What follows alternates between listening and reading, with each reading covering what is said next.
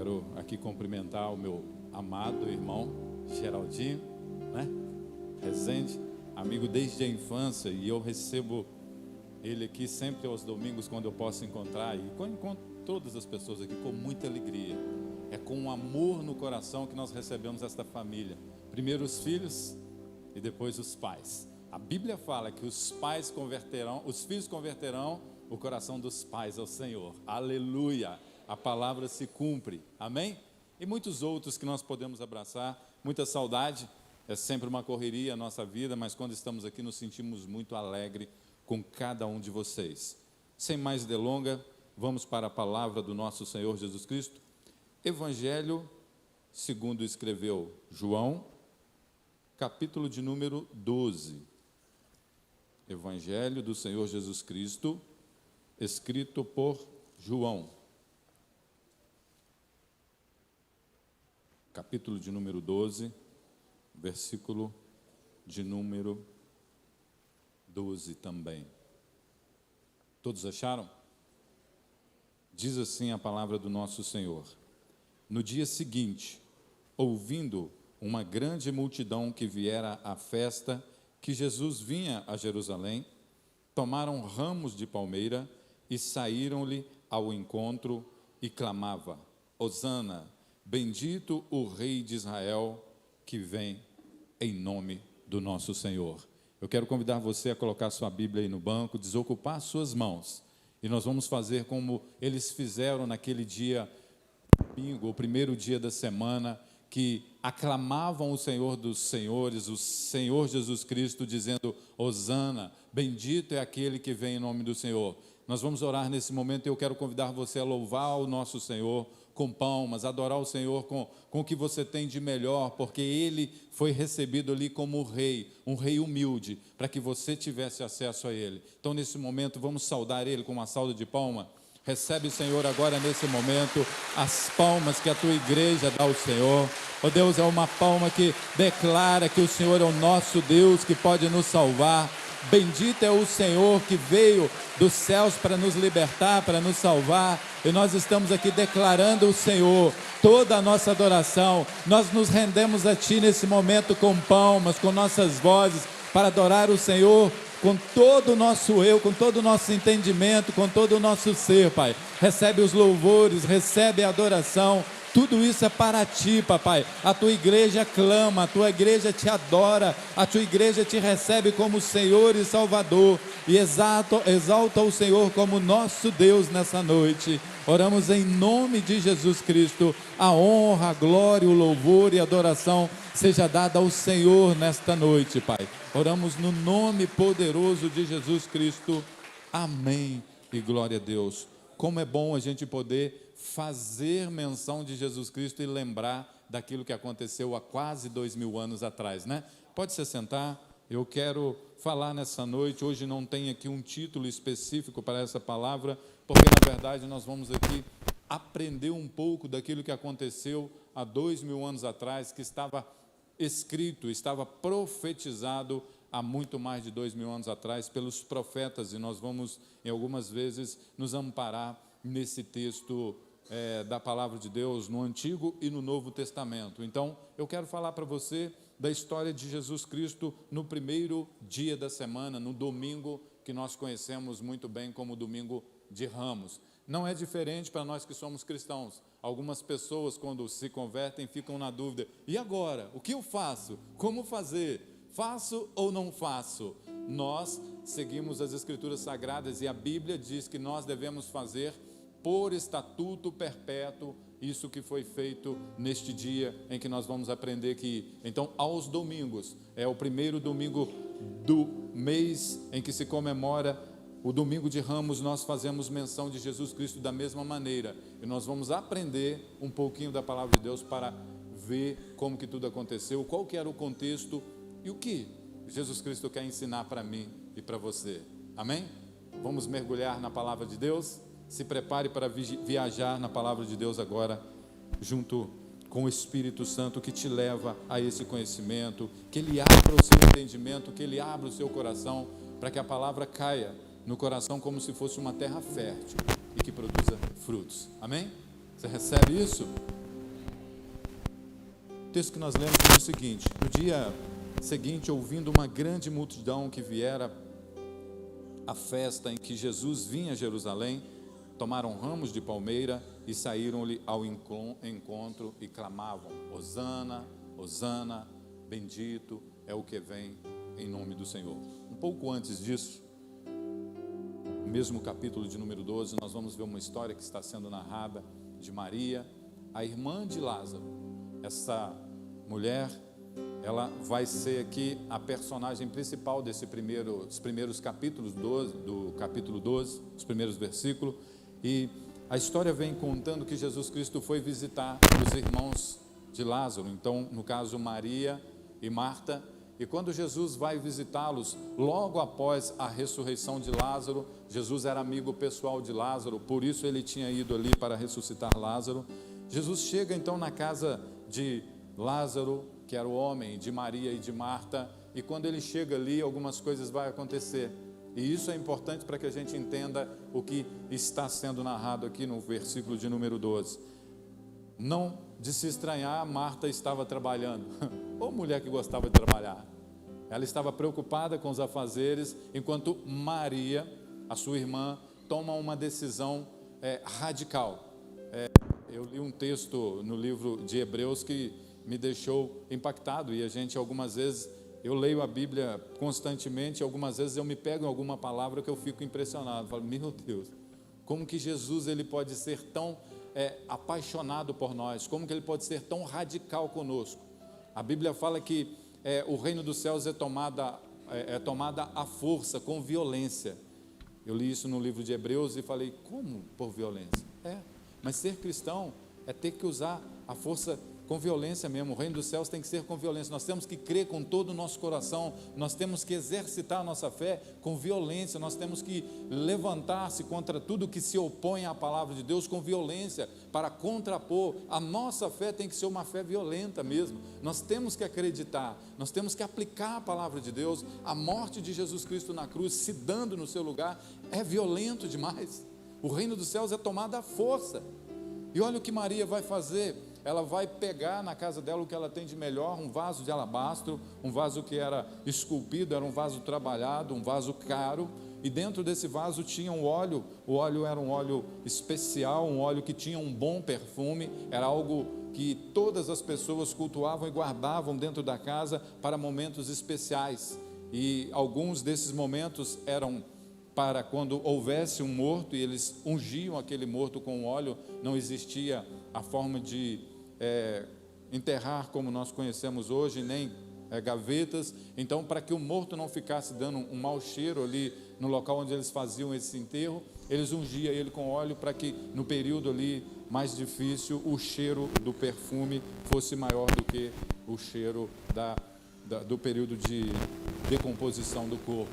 Mas o fato é que Maria, ela pega aquele vaso de alabastro com aquele perfume e ela toma uma decisão de quebrar o vaso, de derramar o óleo sobre a cabeça de Jesus Cristo. E depois, nos evangelhos de Marcos e também de Lucas, é narrado pelos dois evangelistas que, além de ela derramar o óleo sobre a cabeça e quebrar o vaso, ela também vai limpar os pés de Jesus e chorar aos pés, ou seja, jogando lágrimas e limpando os pés de Jesus. Isso está sendo narrado no contexto do versículo 1 em diante. E Maria, então, ela toma essa atitude radical por dois motivos. Primeiro, porque ela era amiga pessoal do Jesus, o Jesus homem, mas também o Jesus Deus, e ela tinha uma gratidão muito grande pelo fato de que Jesus Cristo havia ressuscitado o seu irmão, e certamente aquilo que ela tinha guardado para o seu irmão agora não serviria mais porque ele está vivo.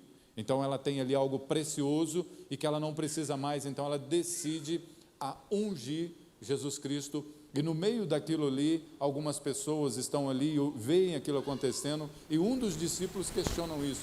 De alguma forma ele questiona, por que essa mulher está fazendo isso? Por que ela está pegando o óleo caro, precioso, e derramando sobre Jesus e até entornando para o chão ali?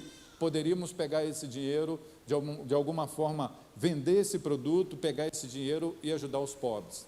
Jesus Cristo, entendendo que esses discípulos estão arrazoando entre si ali, ele manda uma palavra para eles, que o que ela estava fazendo era importante demais, era necessário acontecer, e essa atitude dela deveria ser lembrada sempre.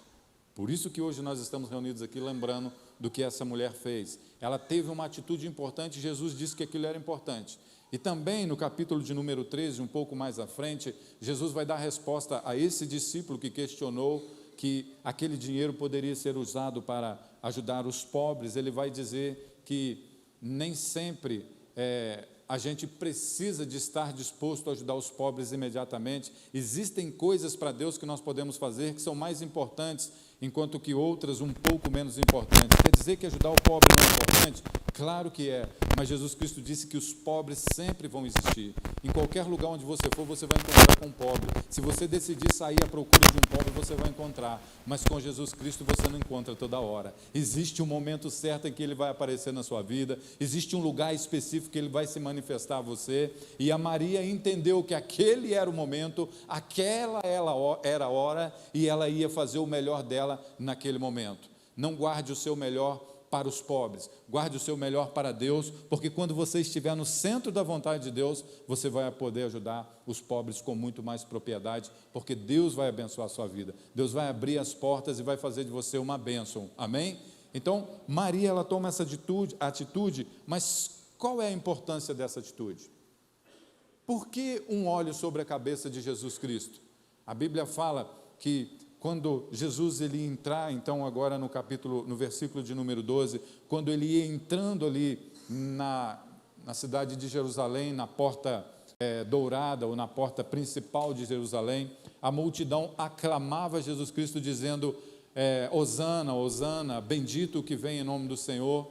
Na verdade, eles ali estavam recebendo Jesus Cristo como rei. E se eles estavam recebendo Jesus Cristo como rei, ele tinha que ser ungido antes para que ele recebesse as honrarias de rei. E então nós vamos olhar nesse texto, no capítulo de número 12, nós vamos perceber que Maria ungiu Jesus Cristo como um rei. Assim como no Antigo Testamento nós vamos ver os profetas usando o óleo de unção para ungir rei, nós vamos ver Davi, nós vamos ver muitos outros reis receberem a unção do óleo, e o profeta ia lá, orava, abençoava e profetizava sobre a vida deles. Assim aconteceu no caso de Jesus Cristo. Só que Jesus Cristo ele inverte as ordens. Muitas vezes nós questionamos o ministério de Jesus Cristo, ele teria que então ser ungido por um profeta.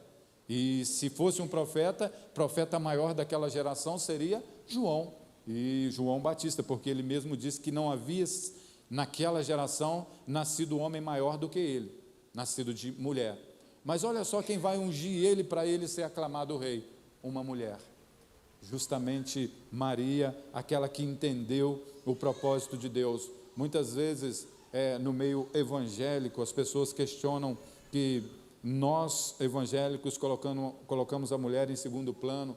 Às vezes, algumas pessoas têm medo de vir para o evangelho porque falam assim, não, lá as mulheres têm que ser submissas aos maridos. Mas Jesus Cristo, ele não fez isso. Jesus Cristo, ele pegou a mulher lá embaixo e colocou ela no mesmo nível do homem. Mulher e homem agora têm a mesma estatura, o mesmo tipo de autoridade, o mesmo acesso ao Pai. Não existe diferença entre homem e mulher. Quando nós falamos de submissão, no sentido da palavra de Deus, não é de estar submissa ao marido por baixo, mas está na segunda missão, como nós falamos nos cultos de casais, nos encontros. Na segunda missão é porque a missão do homem é cuidar, proteger e honrar a família, e a submissão, a missão da mulher atrás do homem, ou do lado do homem, na verdade, é de auxiliá-lo a não perder essa visão. Então, não está submissa, mas está na missão, na submissão, está com a segunda missão de auxiliar o marido. Esse é o dever da mulher e esse é o dever do marido. Maria aqui, então, ela vai tomar a iniciativa de ungir Jesus Cristo, de prepará-lo para duas coisas. Número 1, para ser aclamado como rei, e aí ele, ungido, pode receber esta honraria, e depois, ungindo ele, preparando ele para a morte. Só se pode ungir por dois motivos, por causa do reinado ou por causa da morte. Jesus Cristo disse isto, ela está me ungindo, preparando o meu corpo. Então, nós vamos para a história, e então Jesus Cristo vai aparecer ali. Se nós estamos falando deste acontecimento no capítulo 12, nós vamos ver que isso aconteceu um pouquinho antes, e agora no versículo 12, é um domingo. Se nós estamos no domingo e olharmos para frente, hoje, domingo, no próximo domingo, o que irá acontecer, segundo a história, segundo o que nós aprendemos desde muito tempo atrás? No próximo domingo, 7 dias após o dia de hoje, acontecerá a ressurreição do nosso Senhor e Salvador Jesus Cristo. Oh, glória! A maior vitória já conquistada por um rei, a maior vitória que nenhum outro rei conquistou sobre reinados, sobre reinos. Ele venceu o maior de todos os adversários, a morte e o diabo. Aleluias! E isto aconteceu então para confirmar as Escrituras Sagradas. Mas vamos entender então, hoje, domingo de Ramos, o primeiro domingo da semana, é o que está recebendo aqui então essa afirmação. Se a gente fosse contextualizar a história, domingo Jesus Cristo vai ser aclamado na Porta Dourada e vai entrar ali. Na segunda, terça e quarta, ele está em Jerusalém e a própria cidade não recebe Jesus muito bem. Ele sabia que naquele lugar ele iria ser morto, crucificado. Quando é quarta-feira, ele reúne com os seus discípulos, prepara a ceia. Na quinta-feira ele vai para o monte de Getsemane e ali ele vai orar e fazer aquela oração que ele vai sentir o peso da morte e ele vai suar sangue. A Bíblia fala que a ansiedade, ou seja, o medo, não o medo de insegurança, mas a certeza de que ele teria que passar por aquele momento da morte, aquele momento em que ele orava e que ele dizia: Pai, se for possível, passa de mim esse cálice, contudo, não seja minha vontade, mas seja sua. Numa quinta-feira, ele sabia que ele iria morrer, e naquele momento de tamanha angústia, de tamanha a preocupação por tudo que ele iria passar, ele sentiu um nível de estresse muito grande. E se fosse um de nós, qualquer um de nós, poderíamos certamente morrer ali com talvez um aneurisma cerebral, talvez um derrame, talvez um infarto. Mas Jesus Cristo, naquele lugar, no momento de oração, ele percebeu, e eu acredito que foi um escape de Jesus Cristo, quando ele percebe que o seu coração está acelerado, bate mais forte, a fuga para ele não morrer no Getsemane, para ele não morrer antes de acontecer todas as coisas, foi transpirar o sangue, e aí com certeza o coração começou a bater mais tranquilo, e aí ele consegue sentir um pouco mais de segurança. Isto é quinta-feira. Naquela mesma quinta-feira, Jesus vai receber um dos amigos que ele considerava amigo, mas que na verdade não era amigo, era um traidor. Esse amigo vem com um monte de pessoas e vai entregar Jesus Cristo aos salteadores, aqueles soldados que na verdade estavam preocupados com Jesus Cristo e queriam prendê-lo. Isso na noite de quinta-feira. Jesus Cristo é levado e vai ser amarrado como se fosse um animal, e naquela noite ele fica preso, amarrado, maltratado muitas vezes durante a noite. Na sexta-feira pela manhã, depois de ser espancado ali de várias maneiras, eles vão acordar ele e vão entregar nas mãos dele uma cruz e falar com ele que ele tem que caminhar por aproximadamente 2 quilômetros e vai então subir em um monte. Esse monte é conhecido como Monte Gólgota, também falado como Monte das Caveiras. E lá em cima, quando ele consegue chegar lá em cima com aquela cruz, algumas vezes caindo, outras vezes ajudado por outras pessoas, no caso especial do homem Cirênio, ele chega no alto do Calvário e ali ele é crucificado. Eu quero chamar a sua atenção para algumas coisas que aconteceu entre o domingo primeiro até o sábado seguinte, ou após a morte de Jesus Cristo. É que enquanto eles faziam isso com Jesus Cristo, tomaram a decisão de crucificar Jesus Cristo da quinta para a sexta-feira, eles fizeram algumas coisas com ele que não era muito normal e muito comum. Jesus Cristo ele foi ungido como rei por esta mulher. Ele vai entrar agora na cidade de Jerusalém pelas portas douradas, e as pessoas estão ali aclamando o nome dele. Ele pede os discípulos para buscarem um jumento na cidade, na verdade numa aldeia bem próxima, e quando os discípulos saem para buscar esse jumentinho, eles vão chegar neste lugar para encontrar o jumento, e Jesus fala: quando vocês forem pegar o jumento, se alguém reclamar ou questionar o que vocês estão fazendo, diga que o Senhor precisa deste animal.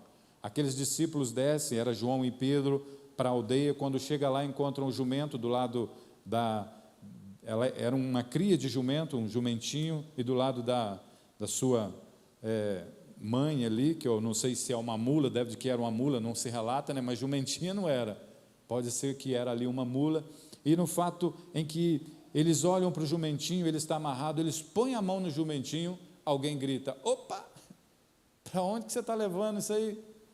Aqueles discípulos meio que com medo falam assim: o meu Senhor pediu para que a gente buscasse. Aquele homem então liberalmente entrega aquele jumento, fala: pode levar. Acredito que ele já tinha ouvido falar de Jesus Cristo, porque o nome de Jesus era conhecido na região, porque ele havia ressuscitado Lázaro, e o nome dele então estava muito conhecido ali. E esse homem então, acredito que por causa dessa atitude de ouvir falar do Senhor, ele entrega o jumento para aqueles dois discípulos levarem até Jesus. Quando o jumento é recebido ali, nós aprendemos alguma coisa. Era um jumento que nunca havia sido montado. Acredito eu que aquele dono daquela fazenda, naquela aldeia, ele entendeu que este era um momento oportuno de entregar para o Senhor as primícias, o que ele tinha de melhor. Muitas vezes nós deixamos o que nós temos de melhor em casa e trazemos o pior, não é verdade?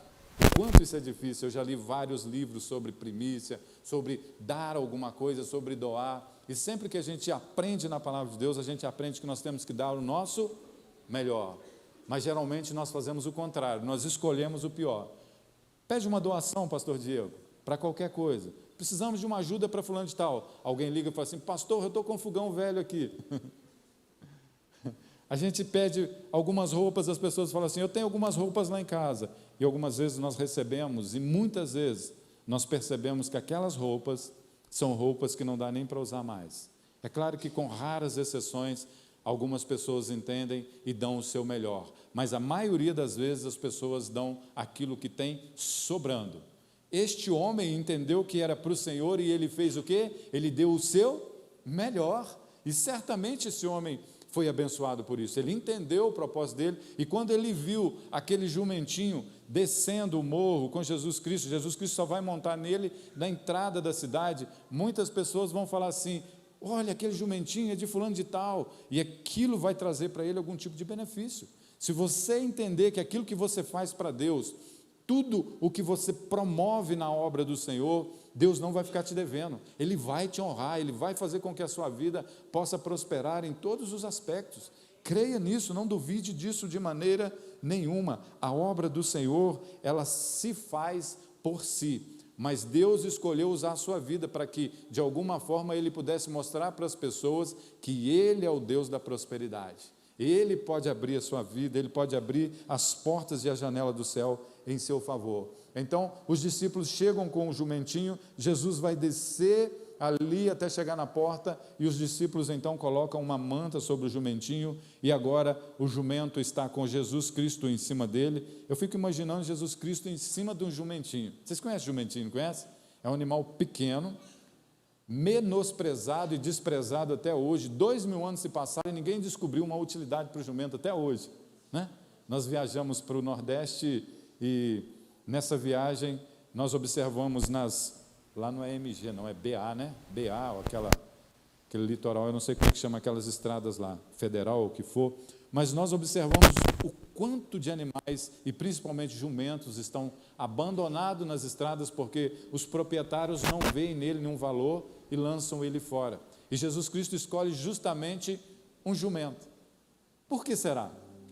Eu fico tentando imaginar se o reino de Deus fosse tomado com o pensamento humano, como seria? Olha só, vamos entender Deus usando o pensamento de um homem para assumir o controle de um reino. Como que ele viria? Jesus não viria montado no jumento. Naquela época, 2000 anos atrás, ele poderia escolher, por exemplo, um camelo ou um dromedário, que na Palestina é muito comum, um animal que vai trazer para ele uma altura maior, talvez demonstrar uma certa autoridade? Poderia ou não poderia? Claro que sim, e ele chegaria ali por cima, mas ele não escolheu. Se a gente fosse olhar um pouquinho próximo dali na Ásia, ou até mesmo na África, que é muito perto, ali perto dos continentes, ele poderia escolher um elefante, ainda que não estivesse na região, mas olha só, um elefante com diademas, algo que aparecesse, e Jesus em cima, as pessoas iam olhar e falar assim: puxa vida, esse é o meu rei. Talvez, se fosse um reino humano, Jesus Cristo pudesse então assumir a autoridade e mandar que buscasse um leão, o rei dos animais, e Jesus viesse montado nesse leão. Não seria muito mais imponente, muito mais importante? Mas Jesus Cristo não fez isso por causa de você, sabia disso? Jesus Cristo, quando ele tomou a decisão de subir em cima do jumento e entrar e ser aclamado como um rei, Jesus Cristo tomou essa decisão de ser aclamado como um rei humilde, um rei simples, para que ele pudesse receber você no mesmo nível, para que você tivesse acesso a ele. Talvez, se você olhasse para um rei com toda a pompa, toda a ostentação, você não conseguiria olhar para ele como se ele tivesse acessibilidade, como se ele pudesse estar acessível a você. Mas como ele decidiu se abaixar, se humilhar, se colocar no mesmo nível das pessoas, as pessoas então perceberam que existia ali um livre acesso. Foi por isso que Jesus Cristo entrou naquela cidade ou por aquela porta para receber ali as honrarias de um rei. Mas o curioso é que ele não recebeu para si essa honra, porque ali ele ainda não estava coroado como rei dos reis e senhor dos senhores. Ele iria ser coroado, mas não poderia receber nenhum tipo de honra antes de receber a sua coroa. Então ele toma a decisão de montar num jumento para que honra não fosse para ele. Quem pisou nas honrarias não foi Jesus, foi o jumento. Quem recebeu todo o aplauso, na verdade, não foi Jesus, foi quem estava ali que passava. Jesus Cristo, ele estava passando, mas a honra não era para ele naquele momento. A Bíblia fala que naquele momento em que Jesus passava, as pessoas lançavam as palmas, as palmeiras, jogavam naquele lugar para receber e diziam: Hosana, Hosana, Hosana. E Jesus, recebendo aquela aclamação do povo, ele olhava para aquelas pessoas e ele não falava nada, mas só o nome de Jesus era o suficiente para responder aquela palavra. A palavra Hosana, traduzida direta para a nossa língua, a língua portuguesa, significa salva-nos. Quando aquela multidão de pessoas gritava Hosana, Hosana, Hosana, aquela multidão gritava assim: salva-nos, salva-nos, salva-nos, salva-nos.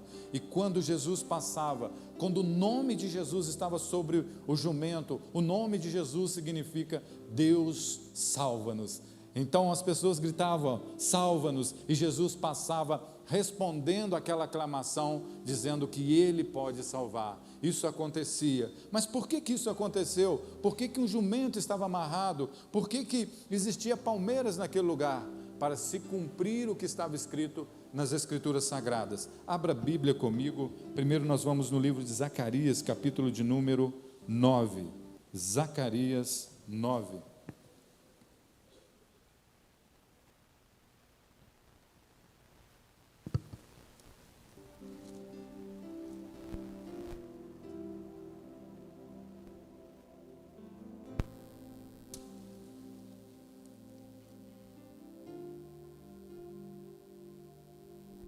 Livro de Zacarias, capítulo de número 9, versículo também de número 9.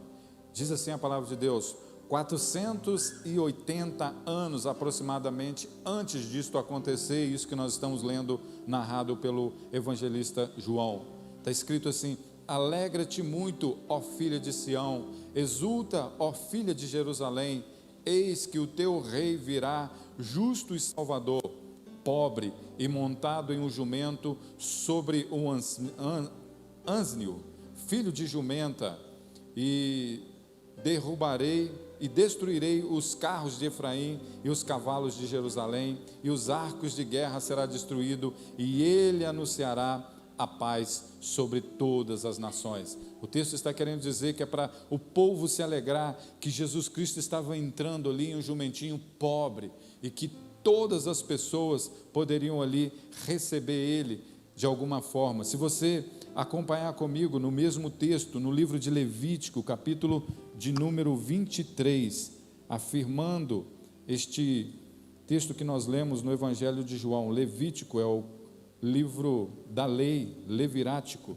como nós conhecemos, o livro da lei que está afirmando que muitas coisas deveriam acontecer.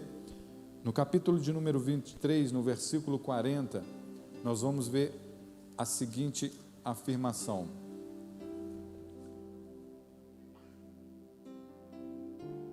e no primeiro dia tornarei vós ramos de formosas árvores, ramos de palmas, ramos de árvores espessas e salgueiros e ribeiras, e vos alegrarei perante ao Senhor o vosso Deus por 7 dias, e celebrarei esta festa ao Senhor 7 dias de cada ano, por estatuto perpétuo.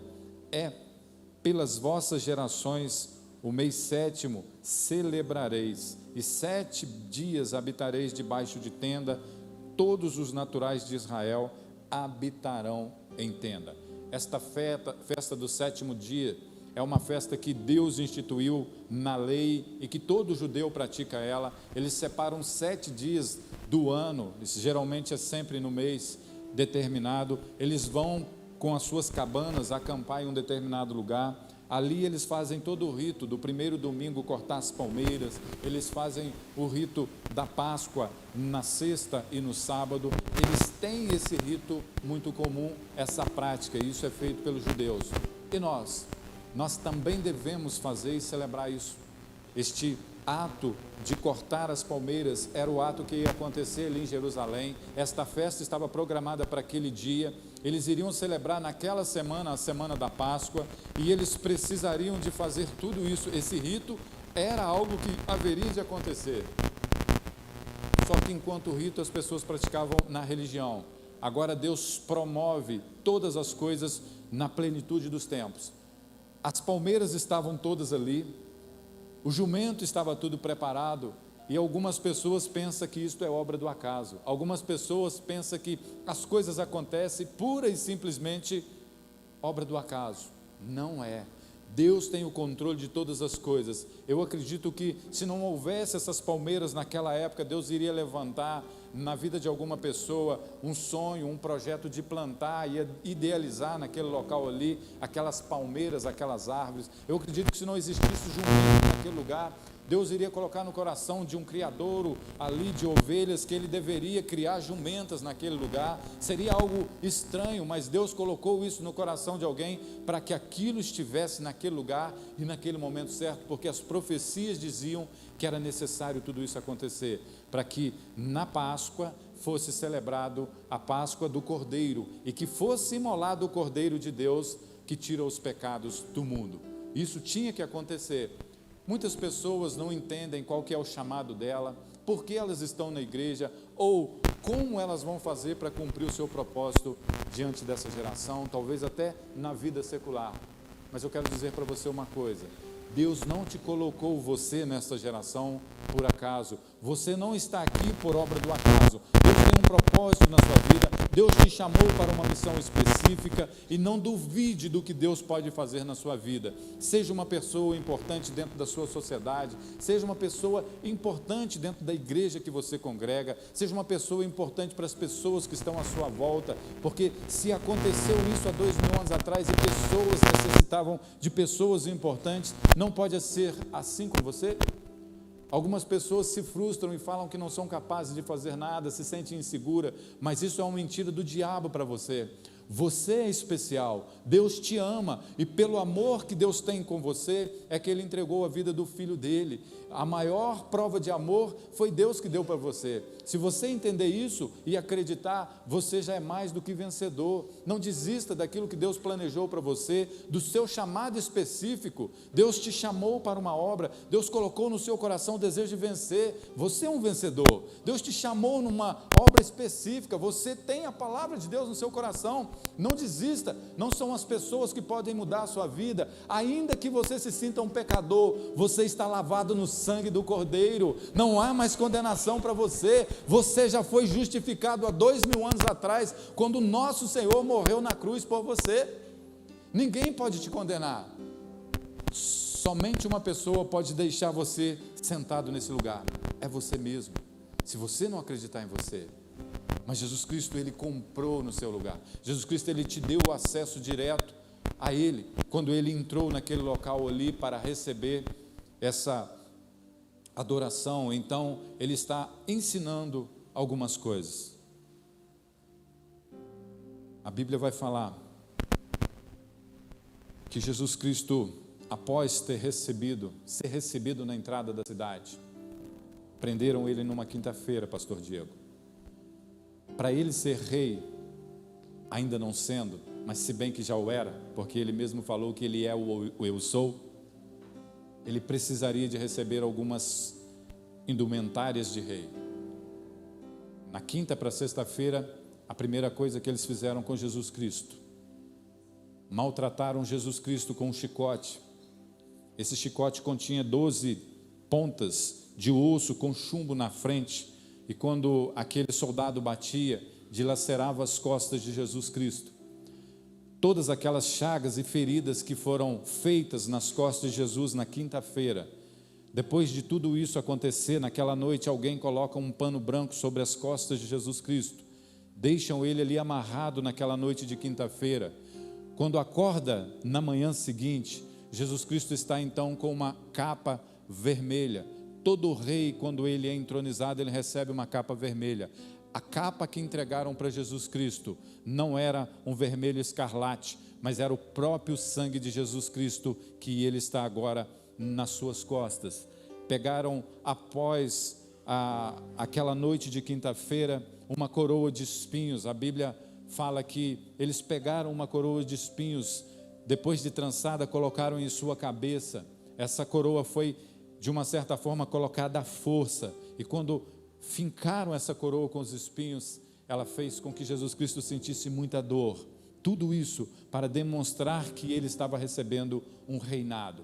Existia necessidade também de ele receber um cetro que todo rei costuma usar. A Bíblia fala de vários reis que usavam o cetro, e todas as vezes que o rei balançava esse cetro, ele tinha o poder e autoridade para decretar vida ou morte, prisão ou liberdade.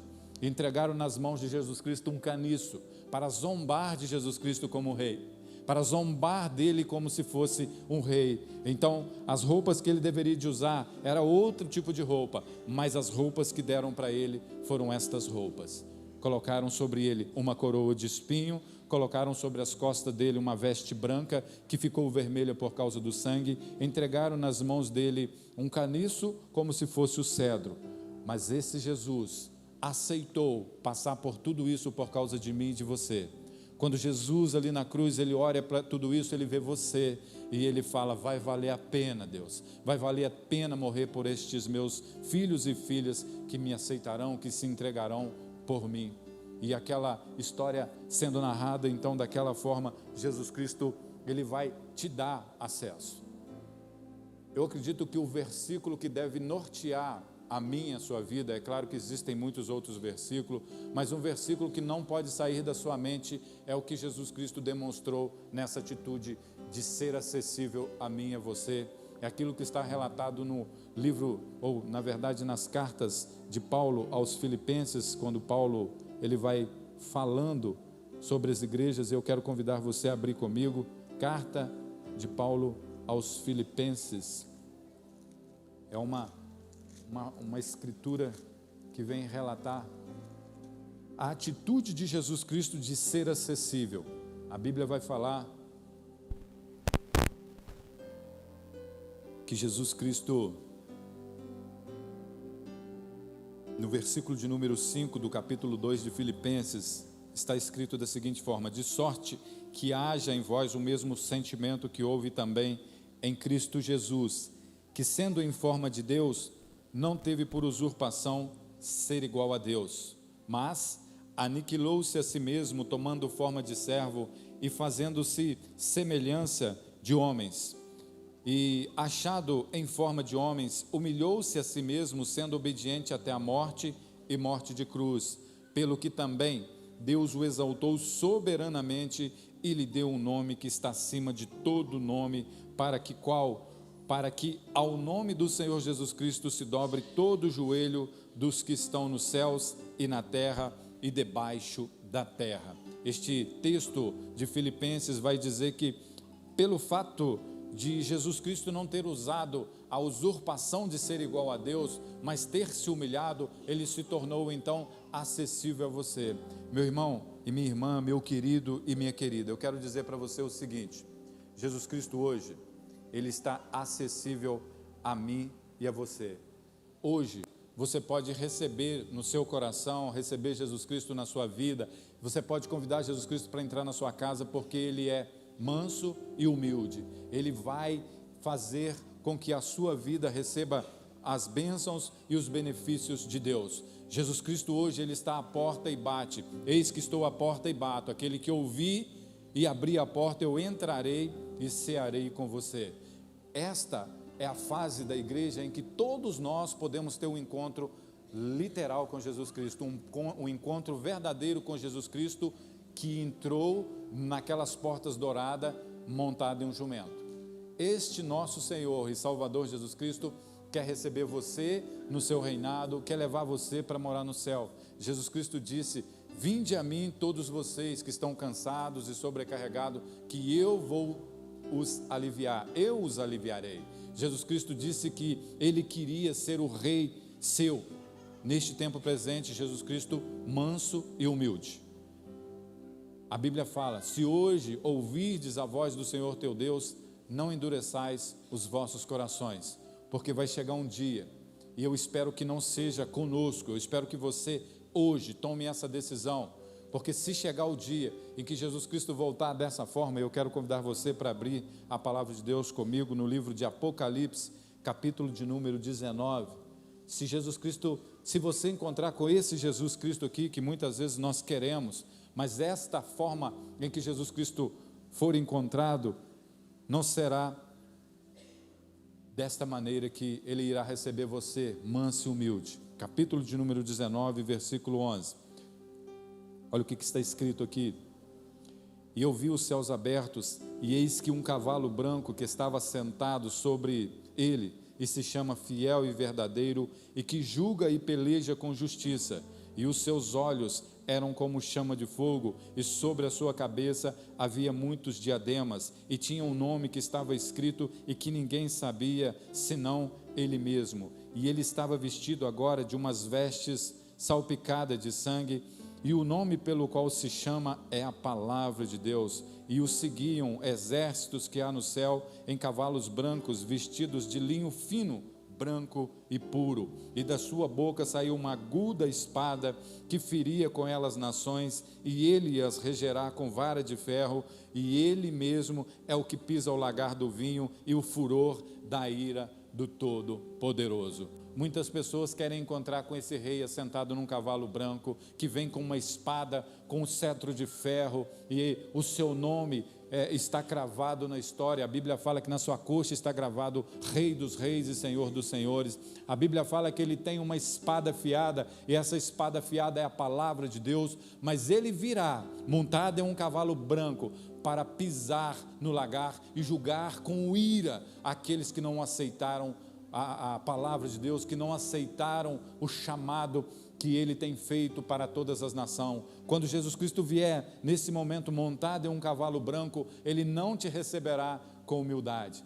Ele então usará a palavra de Deus para te julgar, e a palavra de Deus, ela traz de alguma forma condenação para nós quando nós não aplicamos ela. Hoje você não é julgado, Hoje você só tem que entregar sua vida para Jesus Cristo e aceitá-lo como Senhor e Salvador. O Espírito Santo vai fazer toda a obra de te convencer do erro, do pecado e da justiça. Mas quando Jesus vier montado num cavalo branco, não haverá oportunidade de se render. Aquele momento será aquilo que está escrito, que todo joelho se dobrará e toda língua confessará que Ele é o Senhor.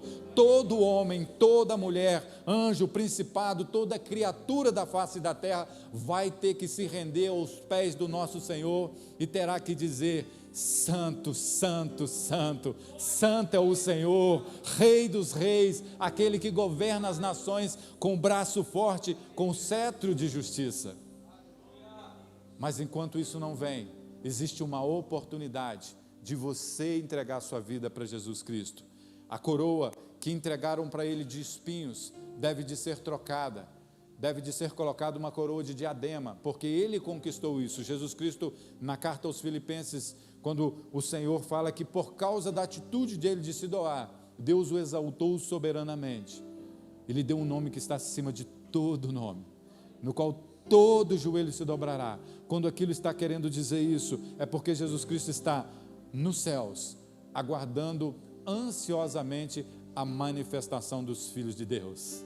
Existe um tempo determinado para que todos nós nos rendamos a Ele, para que então Ele venha e reine sobre toda a terra e que julgue aqueles que não querem entregar sua vida para Ele. Então colocaram sobre Ele agora um trono, e não é aquele que foi colocado ali no dia da crucificação, que era o Calvário. Agora ele tem um trono para governar as nações. Colocaram sobre ele um altar, que era o Monte Gólgota, mas agora ele tem um lugar preparado que Deus fez para ele. Colocaram sobre ele coroas de espinho, mas Deus coroou ele com coroas de diadema. Deram um caniço para ele, mas agora ele tem um caniço de ferro, ele tem um cedro de ferro, e ele governará as nações. Ele é o nosso Deus, esse Rei, esse Jesus Cristo, que nós estamos aprendendo hoje, que entrou humilde para dar acesso a você, ainda está à disposição para receber você no seu reinado. Ele quer que você entregue a sua vida para Ele, Ele quer que você se entregue para Ele, Ele quer que você hoje reconheça que Ele é o Cordeiro de Deus, que foi imolado para perdão de todos os pecados. Existe uma maneira de você fazer isso. A Bíblia fala que se você entregar a sua vida para Ele, se você o receber como Senhor e Salvador, Ele fará de você herdeiro do reino dos céus. E esse é o momento que nós temos. O Rei humilde quer te receber, porque Ele virá com vara forte. O domingo, que foi preparado, o primeiro domingo da semana, para lembrar perpetuamente esse domingo que nós estamos comemorando, também faz menção daquilo que nós devemos fazer. Eu não sei o que você veio fazer aqui no dia de hoje. Talvez você veio à busca de uma palavra de prosperidade. Talvez você veio aqui porque você precisava de uma cura. Talvez você veio aqui porque você gosta do louvor. Mas eu quero dizer para você, hoje Deus te trouxe aqui para você ter um encontro com Ele. Hoje Deus te trouxe aqui para você entregar a sua vida para Ele, para você se render aos pés dEle, assim como Maria se prostrou aos pés de Jesus e deu o seu melhor. Hoje, Jesus Cristo quer te receber como um filho dEle. Não é uma religião, não é mudar de religião, mas é você se entregar ao Rei dos Reis e Senhor dos Senhores. Nós teremos uma semana para meditarmos nisso. A única pessoa das Escrituras Sagradas que não negou Jesus Cristo naquela semana, estas mesmas pessoas que agora aclamavam Jesus Cristo na entrada da porta dourada, dizendo Hosana, Hosana, estas mesmas pessoas na sexta-feira crucificaram Jesus Cristo. As mesmas pessoas que louvavam e que queriam os milagres de Jesus Cristo crucificaram Jesus na sexta-feira. Mas existia uma mulher que não fez isso. A Bíblia fala que Maria chorou ao lado de Jesus na crucificação. A Bíblia fala que logo após a crucificação, Maria foi a primeira mulher a procurar Jesus Cristo ali no domingo para ungir Jesus Cristo. Assim devemos ser nós, como Maria, um exemplo de persistência na busca por Deus. O que te faz desistir? O que te faz parar na obra do Senhor? O que te faz abandonar Jesus Cristo? São os problemas? São as dificuldades? A Bíblia fala na carta aos Romanos: quem nos separará do amor de Deus? Será principados, potestades, será tristeza, altura, profundidade? Nada poderá nos separar do amor que está em Cristo Jesus, nosso Senhor. A única pessoa que permaneceu firme foi Maria. Ela não desistiu até o momento em que ela encontrou com Jesus Cristo ressuscitado. E esse deve de ser a sua busca, e essa deve de ser a sua busca. Nessa noite, que você permaneça como Maria, adorando Jesus, mesmo ele estando morto. Sexta-feira vem aí. Algumas pessoas ainda têm aquele hábito religioso de terem medo da sexta-feira. Algumas pessoas têm temor até de levantar. Tem pessoas que não gostam de varrer a casa. Para algumas pessoas isso é pretexto, mas para outras não, é temor. Tem pessoas que não querem fazer nada, mas deixa eu te dizer uma coisa: ainda que Jesus Cristo esteja sendo morto, Ele vai ressuscitar no domingo para ser adorado e exaltado, e Ele vai se tornar rei sobre todas as nações. Não se esqueça disso. Entregue a sua vida para Jesus, deixe Ele governar a sua vida, deixe Ele ser o seu rei, um rei que quer te receber no seu reino, no reino dos céus, um rei que quer levar você para morar com Ele, que irá governar essa nação e trará você para morar junto com Ele aqui na terra. Existe um tempo em que todos nós iremos voltar para a terra, o milênio, e que nós governaremos com Ele, e Ele quer que você esteja aqui na terra governando com Ele, para que então Ele, com o seu cetro de ferro, com a sua espada afiada, pise o lagar sobre a ira de Deus. Eu quero fazer uma pergunta para você agora. Se você já entregou a sua vida para Jesus Cristo, faça um sinal com a sua mão. Todo aquele que entregou a sua vida para Jesus Cristo, faça um sinal. Não abaixe a mão não, porque esse é o momento em que você está confirmando que você vai morar no céu. Glória a Deus, aleluia. Algumas pessoas não levantaram as mãos. Eu vou fazer outra pergunta. Abaixe a sua mão agora. Você talvez ainda não entregou a sua vida para Jesus. Eu quero convidar você, eu quero fazer esse apelo, mas de uma forma diferente. Eu quero convidar você a levantar a sua mão e falar assim: eu quero receber esse Jesus Cristo humilde. Eu quero agora, nesse momento, entregar a minha vida para esse Jesus Cristo humilde. Se você não entregou a sua vida para Jesus até o dia de hoje, você quer entregar a sua vida para Jesus Cristo nesse momento? Se você quer entregar, faça um sinal com a sua mão, por favor, para que a gente possa orar por você. Jesus Cristo humilde quer te receber. Ele disse: vinde a mim todos vocês que estão cansados e sobrecarregados, e eu vos aliviarei. Vinde a mim todos vocês que estão oprimidos, e aprendei de mim que sou manso e humilde. Tem alguém que quer entregar a sua vida para Jesus Cristo? Talvez não seja você aquele que está aqui hoje, que vai entregar a sua vida para Jesus pela primeira vez, mas talvez você esteja na igreja, caminhando na igreja há muito tempo, mas estava desviado, estava praticando uma religião, mas não estava vivendo da forma que deveria viver. E essa noite você tem a oportunidade de entregar a sua vida para Jesus, de fazer um concerto com Ele. Saiba que um dia Jesus Cristo voltará, e que talvez você não terá a oportunidade de confessar Ele diante dos homens. Hoje você tem a oportunidade de se render aos pés dEle. Se você é essa pessoa no qual eu estou falando, que quer entregar a sua vida, quer se consertar com Ele, faça um sinal com a sua mão. Eu quero orar com você. Não tem ninguém que quer entregar a sua vida para Jesus? 1, 2, glória a Deus. Eu quero convidar você a ficar de pé agora. Todas as pessoas vão ficar de pé, você também vai ficar de pé. Eu quero convidar você agora de pé. Não cruze os seus braços, não cruze as suas mãos, não cruze os seus pés, de pé, sem cruzar a mão, sem cruzar nada. Eu quero estar de olho em tudo que está acontecendo aqui, porque o inimigo pode tentar impedir você de entregar a vida para Jesus Cristo. E nós que estamos aqui como profetas do Senhor, como ministros da palavra de Deus, não vamos permitir isso acontecer. Ninguém cruze os braços nesse momento. Eu quero orar pedindo a Deus que venha fazer uma obra de libertação na sua vida, e o inimigo não pode impedir. O inimigo não pode impedir você de se entregar a Jesus Cristo. Ninguém pode impedir a obra de Deus de acontecer, porque Deus desde a eternidade planejou esse dia. Foi Deus quem te trouxe aqui, e Ele vai te salvar, Ele vai te libertar, Ele vai te assenhorar como Rei e Senhor, aquele que governa sobre todas as nações nesse momento. Eu quero orar por você. Talvez você seja uma dessas pessoas que quer entregar sua vida, mas tem vergonha. Eu quero te dizer que se você tiver vergonha de mim como pastor, vai chegar o dia que você terá que comparecer diante do grande trono, e lá não haverá ninguém para te ajudar. Nós estamos aqui para te ajudar a confessar Jesus Cristo como Senhor e Salvador, para que você tenha livre acesso aos céus.